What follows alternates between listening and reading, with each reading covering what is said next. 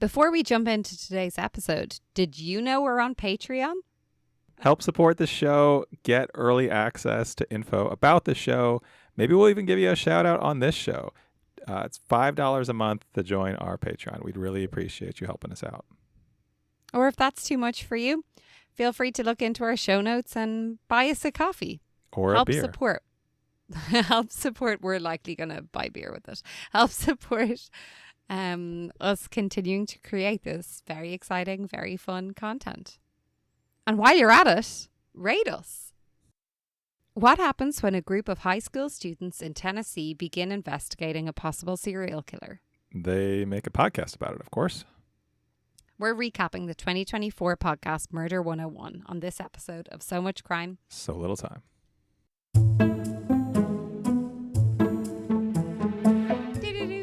Welcome to So Much Crime, So Little Time. I'm Dee. And I'm Jeff. And before we start, we want to give a warning. There will be spoilers in this episode for this 2024 podcast, Murder 101 from KT Studios. If you haven't listened yet, check out our preview episode on this show. It's the one before this one in your feed. You'll also find a link to Murder 101 in our show notes. So as a reminder, let's just quickly review what this podcast is about. So we've said this now several times, but Murder 101 came out in 2024. There are 12 episodes, each approximately 30 minutes long. So the series starts off with Alex Campbell. He's a high school teacher from Elizabethton in eastern Tennessee and his sociology class. They investigate a 30-year-old cold case about a suspected serial killer, identifying victims and building a profile of the killer. Along the way, the killer gets identified, and then we hear from future students of Alex Campbell as they continue trying to bring peace and justice to more victims' families. Indeed. So, Jeff, what were your thoughts? What were my thoughts? I have a lot of thoughts. What were your thoughts? I think... Will we start with the positives? Sure. Yeah. Where were you planning to start? That's a good place to start. Okay. I think there are a lot of positives about this show. I think we talked in our preview about just how kind of interesting of an idea it was. And I think I really liked hearing from the different students. I liked the project-based learning aspect of Alex Campbell's class. I liked a lot of things about just kind of how unique this story is, right? Like we certainly have never listened to anything like this where a group of high school students try to solve a 30-year-old cold case. And that's seemingly fairly unusual. So love that. What about you? What were some of your things you liked initially? Yeah, I thought it was amazing to hear how Alex Campbell continued to engage his students, not even just the first cohort that start to build a profile that is used and really helps to identify, I think initially four victims, but then we hear about the next generation of students that he brings in who aren't really doing this as part of a class itself, but actually as like an extracurricular, coming in before school, building out more information, digging into more of the information that maybe is online about this, and working together. I just think it's amazing. I mean, to hear of any teacher who's going above and beyond for students, I think, yeah, that was really interesting. It did raise a question for me. As we mentioned in the preview episode, we have an education background. We have an interest in education. And so for that side of things, I did find it interesting, but I wonder how enthralled non-educators would be in this podcast. Yeah, I was actually wondering that same thing as I was listening to it. And to step back from a little, I want to talk about some more positives, but to bring in some of the criticisms, I think, of the show. There's a lot of episodes to this. And I mean, we knew that going in. There's 12 total episodes. And yeah, there's a lot of content, but not a ton of story, maybe is a way of saying it.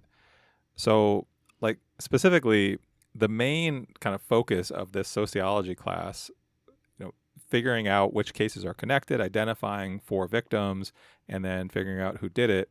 that's all in the first 4 episodes, right? Like we talked about the first episode last time, and then episodes 2, 3, and 4, we really get to kind of the end of that class's project. But then there's still 8 more episodes, which I think and some of that I thought there was some really fascinating content in those subsequent episodes, right? Like, so that's where we jump to those 2 other students, Riley and Marley, who aren't part of a class.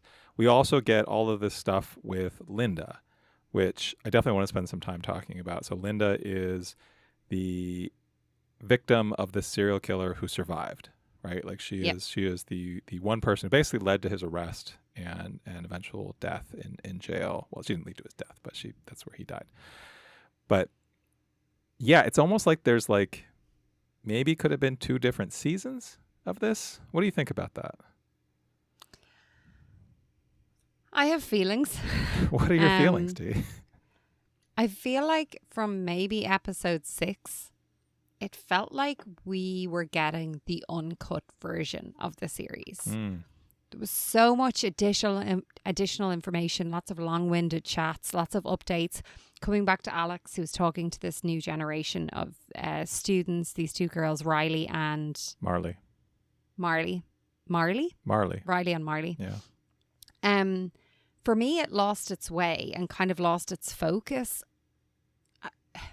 You know how a lot of times with series we hear a cut interview, we hear kind of the highlights and the main crux of it, and then you get a bonus episode that has everything in its raw format because maybe some listeners want to listen to it, but you know, they really have to cut things down. In any podcast, you really have to be aware of the editing and making sure that you're keeping everything nice and tight. And for me, this just didn't feel tight. It didn't feel focused. No. Well, and I enjoyed so much of this. And I think actually Alex Campbell, I think both of the students, Riley and Marley, were really interesting to hear from. And their passion was really cool. I also was definitely not this mature as both of them at their age. It was pretty impressive. I found that really interesting. But again, I just don't know if that's from an educator's point of view. I think... No, I hear where you're struggling. No, I want to talk about what we're hearing, right? So throughout most of these episodes, we talked about this in the preview, that there's not really a host to this show. Mm-hmm. Most of what we're hearing is like recordings of conversations, or especially once we get to episodes 5 through 12, a lot of it is either recordings of like phone conversations with no sort of framing, or certainly it doesn't seem like a lot of editing. And then we also hear like the meetings that Alex Campbell is having with Riley and Marley. Like they meet before school once a week, and we basically just hear like a recording of them talking to each other, which is, it's like a rough cut. It's like I kind of wanted to go in and just like reconfigure this, trim it down, remove a lot of the repetition. I think on the flip side of that, I think if you haven't listened to this yet, and you're someone who kind of likes to have something on where you're sort of like in the room hearing people talk about a crime, right? Or you maybe go in and out and you're not always like paying super close attention. Like maybe you're listening to this podcast while you're sort of distracted.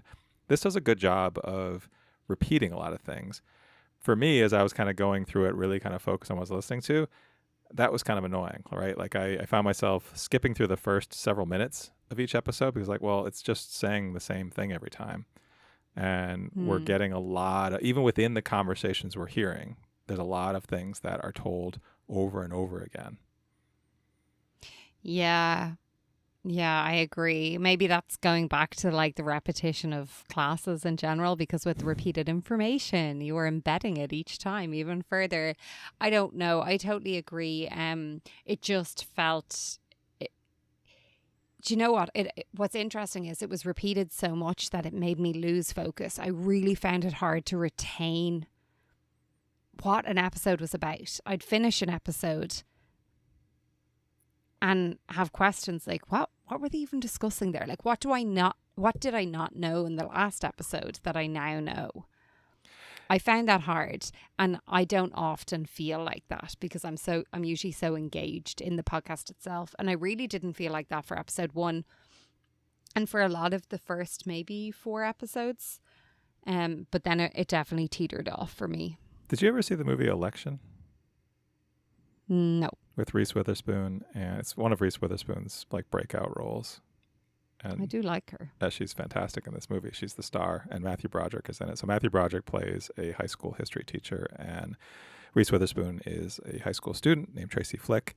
It was based on a book, and it's a great movie. But one of the things I think it really captures well is what it's like to be a high school teacher, and where you've got multiple classes, multiple years, where you're just kind of doing the same thing. And there's a montage of Matthew Broderick basically explaining the 3 branches of the U.S. government system and just drawing the same triangle on the board over and over and over and over again, which, like, listening to this podcast, I kind of put myself in the shoes of Alex Campbell as a teacher who just kind of has to have the same conversations over and over again over the years, just because he has students who kind of cycle in and out, or even within the same year where you've got multiple sections of the same class that you're teaching, which, again, like you said, as a former educator, I get, and like I have like an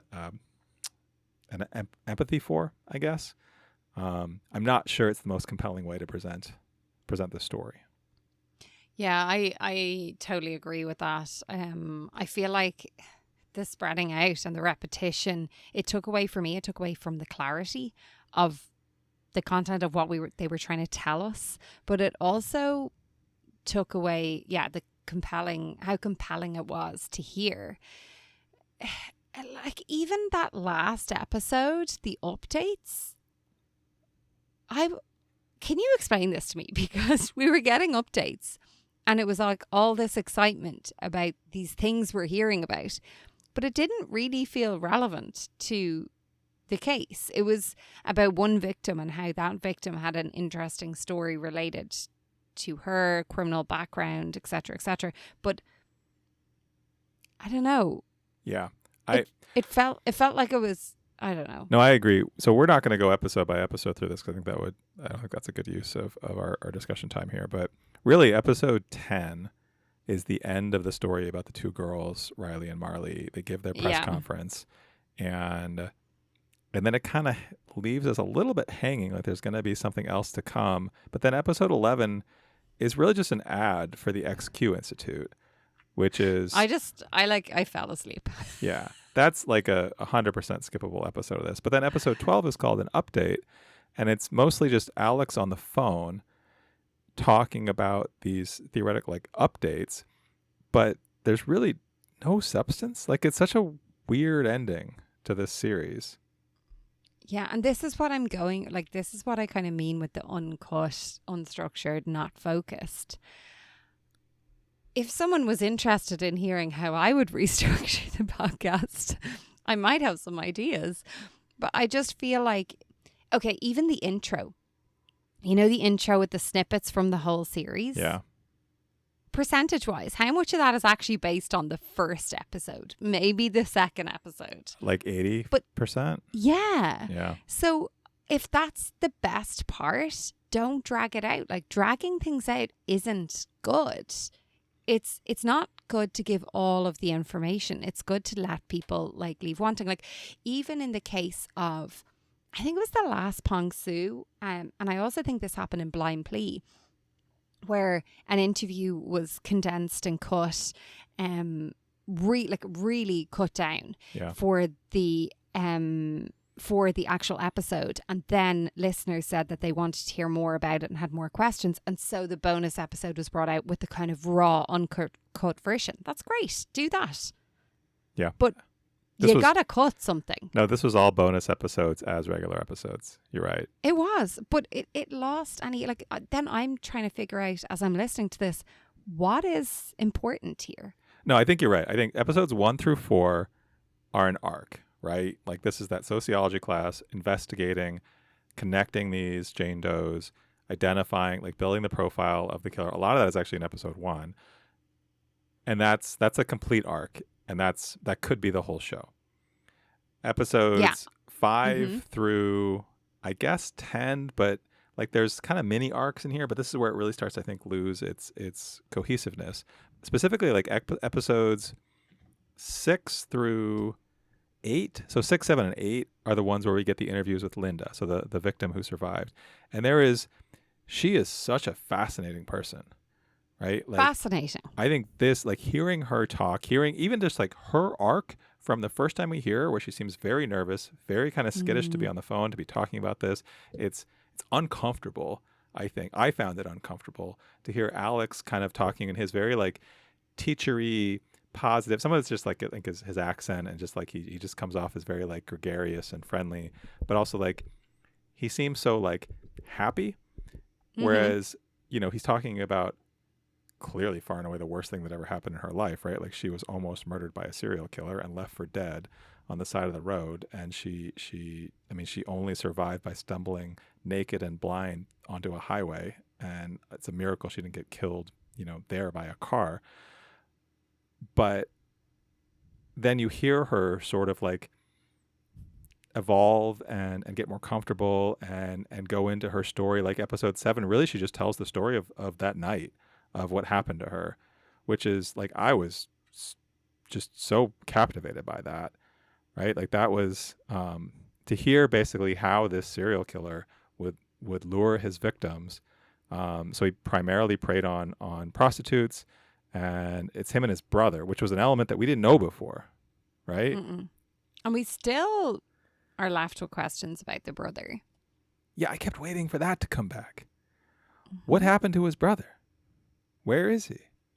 I don't know. Did his brother know what was going on? I mean, these questions are raised and left, and I don't know how we get through 12 episodes and we don't have any digging done on that. Yeah. Also, and like, again, yeah. I think like, it's called Murder 101. I really think this was coming from a fact of like how these kids, like what this teacher did, which is all amazing. And that's why I'm saying, like, when I'm being in any way critical, I'm not being in any way critical over Alex Campbell or the students. I think their work is actually, it's one of the positives that we haven't got to yet that I would like to talk about. It's really amazing. So interesting. And as you said, so unique. But how are we missing? We're like such big gaps in the story that it's not a case that they say, fair enough, we didn't get to look into it, or we tried and we didn't find anything, or blah, blah. It's just kind of left there as a gap. I feel like we shouldn't have gaps if we're 12 episodes in. But like, there are things that fill some of those gaps. But you're right. There's a lot of gaps left. Like the brother is the biggest one. But like in episode 6, where we're hearing from Linda, we also get this world-renowned knot expert to talk about the knots that were tied around, like to strangle these victims. I have him down as a knotpert. As a what? A knotpert? I was like, how do we say not expert in one word? A knotpert. Okay, go on anyway. Sorry, that's so irrelevant. No, knotpert is way better than not expert. I like the portmanteau. That's great. I do want to know, how do you become a knot expert or a knotpert? Like, is there a special school? Is there like an online like course for that? I mean, I don't know, but what was so interesting is in episode 6, Alex speaks to Linda and it's all about the knots. My summary is like, knots are not knotting. Like, she said that someone mentioned to her, was this episode 6? Someone had mentioned to her how the knots were really, sophisticated and blah, blah, blah. And then the knotpert comes on and is basically like, when you don't know what to do, you tie this knot and then you tie it again. So he's giving information on the knots that's different to what Linda was given about the knots, so that nothing's knotting together. And how many times can I say knot in one go? But again, like, that's not questioned. It's not a case, oh, that's really interesting, because actually when we asked someone, they said this. And like, what is that discrepancy about? Is that discrepancy just a misalignment, like miscommunication? It's just left there. And I'm like, well, was it like a sophisticated knot? Are we looking at like someone who used to be a yachter? Yachters knot, don't they? Are you saying there's just not enough? There's not enough. What is your? You know what I mean? I just feel like there was like so much, just on that one aspect alone, we're just left guessing. Can we sidebar on the knots? Like, what is your knowledge of knots?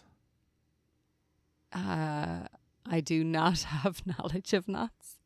Wait, I could do this all day. are Girl Scouts a thing in Ireland? Yeah, but no. Paul he was in the Scouts. Okay, so maybe he has his knot tying badge. Yeah, maybe he could be a guest knotpert. All right, so we're gonna bring in our own knotpert on a bonus episode, the third. Oh gosh. So like even all of that, I didn't understand. I have another random tangent. I feel very tangenty right now, but what's the story with the names of the episode? Because I felt like at the start they were trying to be like song based with a little help from my friends. Yeah. Start spreading the news, and then it's just like affect this. We don't know major breaks. Well, Next generation. We didn't talk about what the knot one is. Tying it all together. But they didn't. No, they left some loose ends. Definitely. Yeah. Not nothing. I did really enjoy hearing from Linda, I have to say. I totally agree with you in terms of like her and Alex brings that up, you know, how different she was at the very start of the conversation or when they first spoke versus when they spoke most recently. But did we need so many episodes on it? It felt like if I was to restructure this podcast, episode 1 I would leave as is. Episode 2 I would focus all on teaming up with the podcaster Shane and identifying the killer. So that's kind of, identifying Tina's killer and even, you know, how that led to identifying the killer. Identifying Tina and the killer and how that led to the other victims being identified. And then I'd move on to who Jerry John was, because I did find that very interesting. Yeah. I wouldn't want to spend too much time on it, but his backstory, we'll come back to that. And then going on to the next generation, hearing one episode about all of the things they did, not necessarily all of the conversations, but this is how we did it. And this is how we worked with Alex Campbell and blah, blah, blah. And then at the end leading to, guess what? I'm going to be in contact with Linda. Then the story about Linda and have her arc in that one episode. And then episode 6 says, where are we now? Yeah. It's tight. It's focused. There is just no need for any more than that. Well, and I think what you're speaking to, I agree with that. There's a wealth of interesting content here. Mm-hmm. Right? Like, and that's where I say, like, if you're someone who likes listening to podcasts and sort of like going in and out on them and not paying super close attention, like, I think this is a good fit. But that's not us. I think we like something that's a little tighter and a little more focused and organized. So yeah, we should touch on some of these key elements of the story. Do you want to talk about, which one do you want to talk about next? I think I'd like to spend a little bit of time on Jerry, the serial killer. Jerry Johns. Yeah. Why have I got him down as John Jerry? It's 2 first names. He has the 2 first names. Oh, I have him down as Jerry Johns and everything except my like little summary notes that I made today. That's kind of funny. Jerry Johns. How are we spelling Johns? Is it Johns? Yes. Okay. Well, I would say Johns, but however you want to say that. Johns. Sure. Easy. Okay. Cool. I have so many questions there. And look, we've discussed so many times how we don't like the focus to be on the killer or the perpetrator. I get that. But come on, you cannot say that he was, 25? He met his wife when she was 12. They left when she got... He was 21 when they first got together. She was 12. She got 12. Pregnant. She got pregnant at 13 and they ran away together with his mother. Because he found out that she was his half-sister. Yeah. Yeah, that right there is... So, yeah. But that's just kind of said. And then we kind of just breeze over it. And we come back to it a little bit. Like Linda, sorry, I don't mean to laugh, but Linda kind of speaks about it a bit and makes some... just... Anyway. Well, you're not even getting to... I mean, there's more to this, right? Like, so his... Well, so then they moved to Texas. Well, but his mom was like, why was this woman his half sister that he didn't know? Oh, so his mom was a sex worker. Yes. And then he goes to jail at some point after he gets together with his eventual wife. And his mom basically whores her out Yeah. to make some income. It's just told. It's like a couple of lines in the episode, and then we move on. I'm like, wait a second. Obviously, like, this seems really crucial because it's related to even the profile that said likely the mother, he would have had a mother who he was disgusted in. And I think disgusted was the word. Was it disgusted or vile was the word he kept using to his wife or to other people about sex workers? Well, he called them a nuisance. Yes, a nuisance. But I feel like there was another word that was also used for it. And so the whole thing was, whoever the serial killer was, there was some reason that he didn't like redheads, and there was some reason he didn't like sex workers, and he targeted mainly sex workers. This is such a big, crucial part. I don't want to hammer in and like focus in on the perpetrator, but this is, you can't just leave us with so many questions. No. And also, what about her family? What did her family do? To pile she on to runs that. away at 12 or like, yeah, she's 12 years old. 12 years old. And his mom was a redhead. His wife / half-sister was a redhead. He was a redhead. And then he goes and preys on redheaded prostitutes. Which is, again, like that's sort of like quickly covered and we move on. But I feel like that could be a whole episode. To counterbalance that, though, something that you often bring up that I think is true about this, I think is especially true about the latter episodes with Riley and Marley. I did really appreciate the students' focus on the victims as women who they related to, right? Like, why are they interested in this? They kept coming back to that they're interested in this because these women deserve their stories to be told. They deserve the respect paid to their lives, that their loved ones. There are still people out there who care about them. They, yes, this happened a long time ago, but they wanted to kind of bring this kind of justice to their families. And they also saw these women as like they could have been them, right? Because some of them were similar in age to these high school students, or they could have been their sisters, they could have been their mothers, and I do think, as much as I wanted to hear more about Jerry Johns and kind of his whole deal, his brother, all of that, I did appreciate that the really, like, if we were to like time it out, the focus on the victims, I think was significant, and the kind of respect for the victims, I think, was high. 100%. Yeah, and I think that's a really good point. Maybe this is a case that I'm just moaning about. If they spent too much time talking about, I can't even get his name right, Jerry Johns. Maybe that's why I don't know his name very well, because he wasn't brought up that much. That I would have been annoyed about that. But I think there's a balance there. I think when you're talking about the fact that the focus of this series is how a group of students identified a serial killer, that it's kind of just said they were right with their profile. It doesn't really dig in maybe enough for me about linking that. Yeah. And I just felt one episode on it just focused in on him, on his life. You remember with Dead Man Running? Yeah. You had said like that one of the things that you disliked was that there was this whole chunk of life. You're thinking, how does someone become this person? Yeah. Like, how is that possible? And I felt like we were given a lot of reason why maybe a child grows up with trauma in front of them, but it's never solidified. It's just, there's information dangled there, and it's up to us to make those connections. And when, I think that's fine if we're dealing with a 6-part, 4-part, one episode on a specific crime, but not when we're dealing with 12. I agree. I totally agree. I think you're right. I think that's, all the pieces are there. I can draw those connections in a 4-parter, a 5-parter.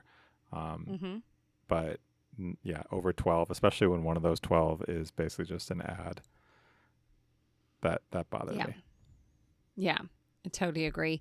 Moving on to Yeah, I know you mentioned the host. I don't know what the purpose of this host was. There wasn't really a host. I thought he might come in after the first one. He was kind of there to introduce the ads, I think. That's the Which most we is one heard from thing. him. You're right. I didn't think about that, but it's true. The biggest thing he did was to say, let's take a break and listen to some ads. Yeah, which is one thing I wanted to see if you really liked that after. I know with Blind Plea, it just felt very much we were going from really emotional and raw conversations and stories to straight into these very happy-go-lucky adverts. And it was something that you had mentioned that it just didn't sit well, and that was weird.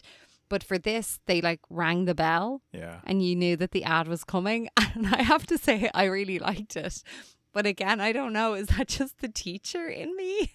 I also liked it because I was able to skip ads and know exactly, because there was enough like dead space between the end of the content and the beginning of the ads, and then the bell was a clear signal. I appreciate that. It's the same thing I like when podcasts have like a specific music cue that is for their ads, or a specific like verbal introduction, which this one did.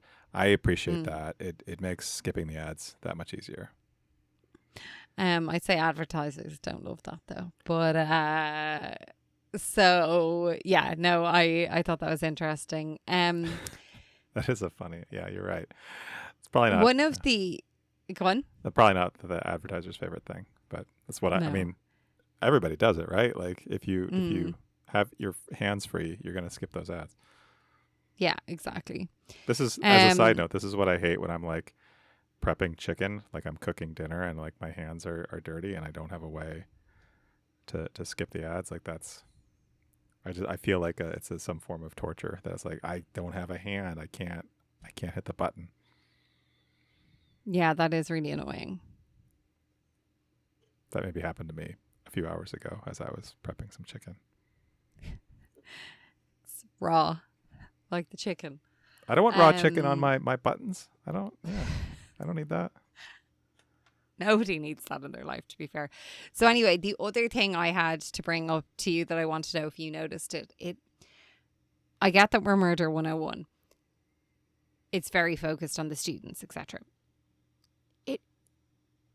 We had this interesting part of episode 4 where a press conference was being held by TBI. The Tennessee Bureau of Investigations. Thank you. And Alex and Shane were like not invited purposely. Yeah. It was like this sneaky thing. And then at the press conference, it seemed like they were taking a lot of the kudos for like getting stuff done and solving certain things and identifying people, etc., etc.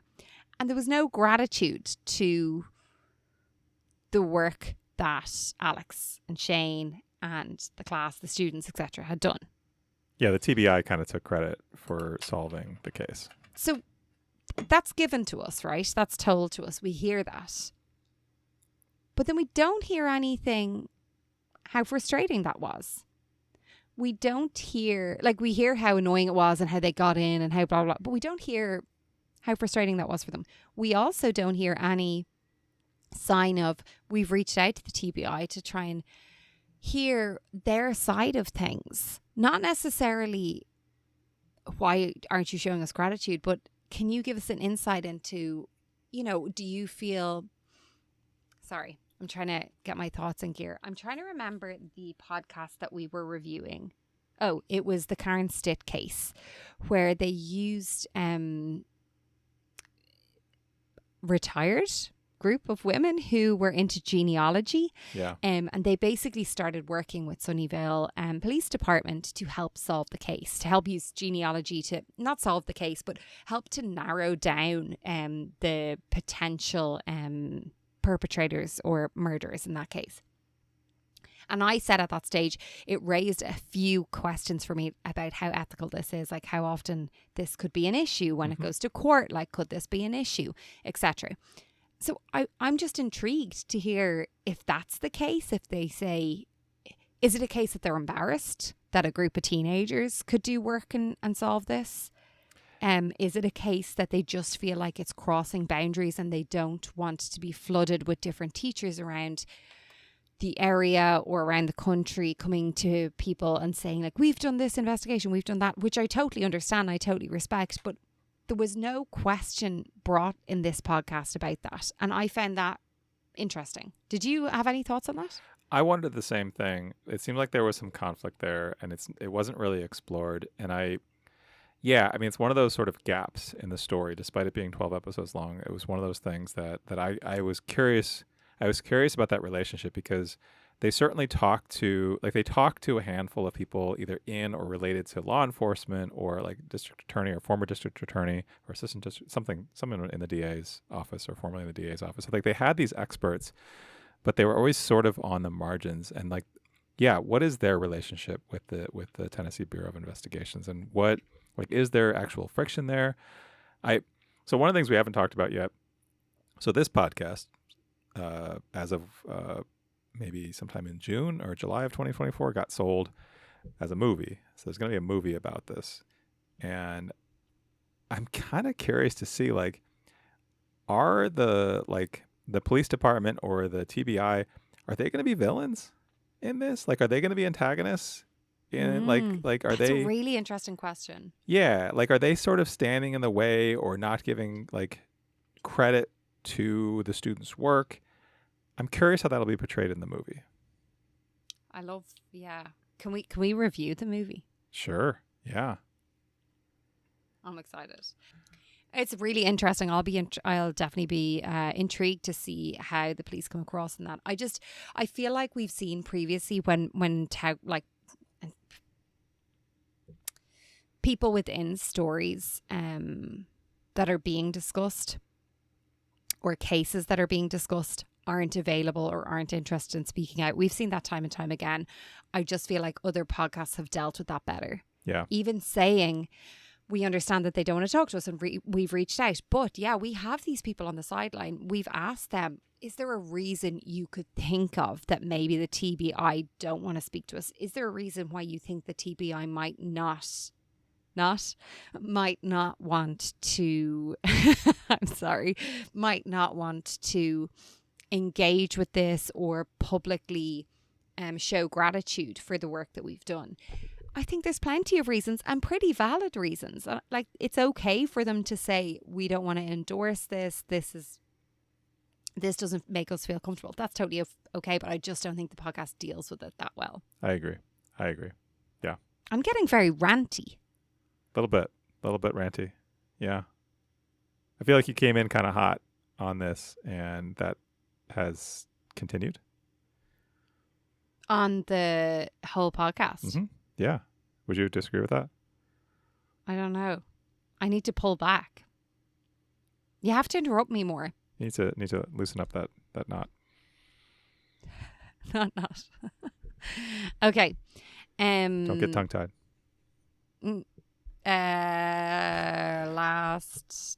Have you anything to say so that I can shut up? I want to circle back to Linda for a second. There was something we didn't talk about that came up in episode 8, which is, this was the last time I think we really hear from Linda. And one of the things she talks about is, she in episode 7, she really recounts her story of the event, the crime, how it happened, how she survived, all of that. And then we get a little bit about when the trial happened. And it's very brief. Like, I don't think we hear a lot about Jerry Johns' trial. But one thing that she mentions is how at some point he made bail. So he gets out of prison. She talks about how she was basically terrified that he would come for her, or that he would send his brother for her, right? Which is, I think, a key part where we don't know the story of what happened with his brother. She talks about how she bought a gun for the first time in her life and how she was just basically terrified. I just don't like, and I guess this gets into a whole thing that we don't need to get into, but like, how does this guy get out on bail? How is this guy? But of course he gets out on bail, but then he immediately steals a car. And so he's right back in jail, which there's so much about this guy that, like, we hear some just dramatic, alarming, terrifying things, but I still have so many questions about him. Like, there's so much I want to know about, like, what's his whole deal? What's, like, how I don't know.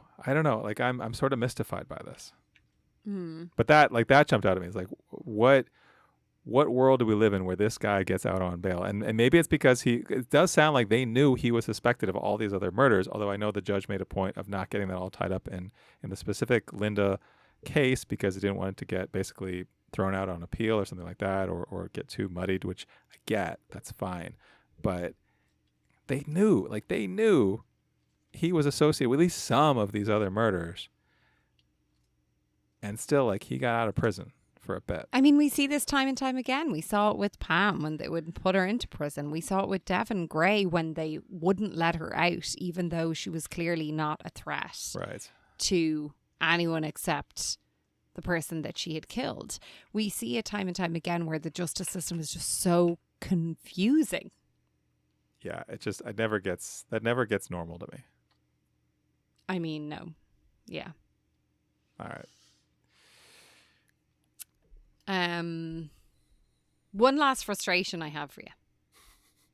One more rant. In episode 4, it goes into news clips of how, this is exciting, all this work that's been done in this case.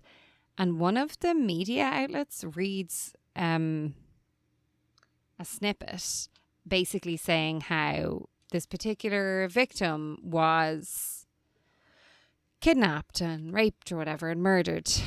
And then this guy dumped that redhead on the side of the road.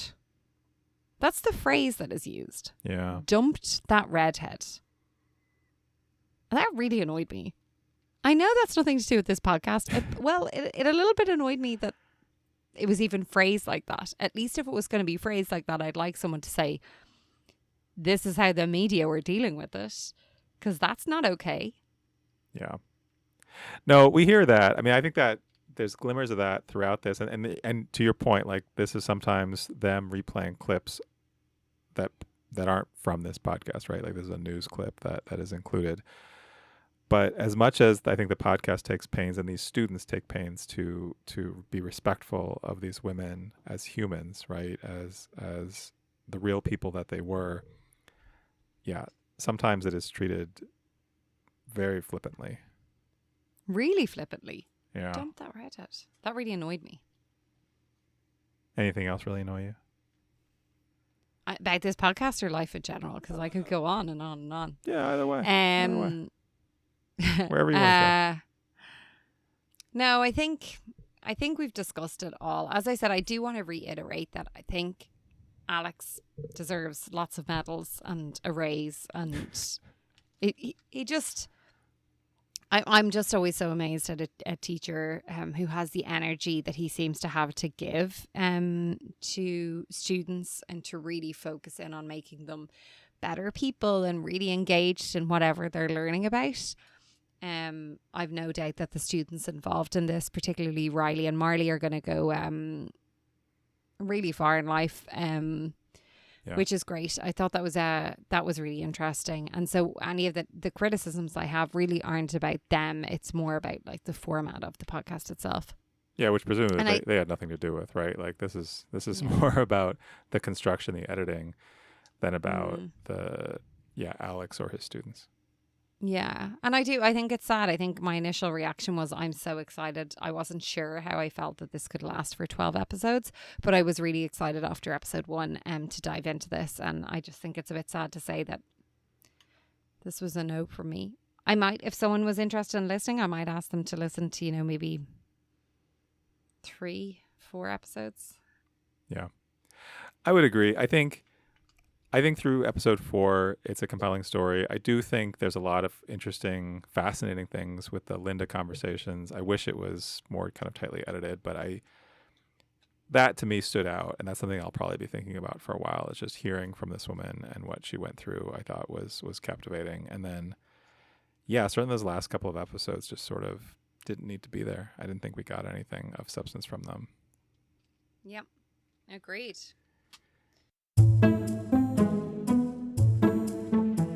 Don't forget to join our Patreon. You'll get early access to future shows. There's bonus content on there, and you'll help to support us in making this show. Join us on patreon.com/so much crime, so little time. And also, if you enjoyed this episode and all of these rants, please remember to rate us on Spotify, Apple Podcasts, or wherever you listen. We thank you for that. On our next 2 episodes, we have a new way of saving you time on crime. It's time for a crime battle. 2 podcasts, 1 topic. Who does it best? The topic? It's from our backyard, Campbell, California, a small town in Silicon Valley. 6 people are murdered at the home of one of the town's most respected citizens, Richard P. McGlinchey. The main suspect? He disappears and the case stays open. For over 125 years. It's a cold case. That's right. This mass murder happened in 1896. So on Sunday's show, we're going to dig into the story by discussing first how it was covered on the Dark Histories podcast back in 2019. And then on Friday, we'll discuss how the same story was covered on Crime Capsule. It's a crime battle on the next So Much Crime, So Little Time.